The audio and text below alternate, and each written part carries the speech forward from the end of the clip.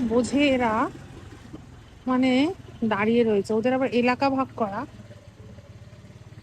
এই বেশি আসবে না, কিন্তু বেরিয়ে আসে, হর্ন শুনলেই বেরিয়ে আসে। ওই যে এসছে সাহস করে। চলো চলো চলো চলো চলো চলো চলো, খাবার নিয়ে আসলো। হ্যাঁ হ্যাঁ, আমি রান্না করি তারপর দেবো। চলো চলো চলো।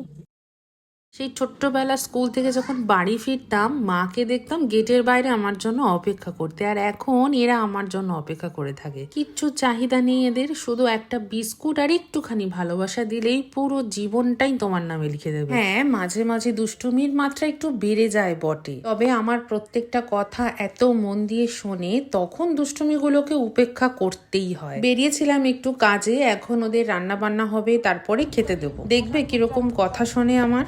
বসো, এখন বসবে এখানে।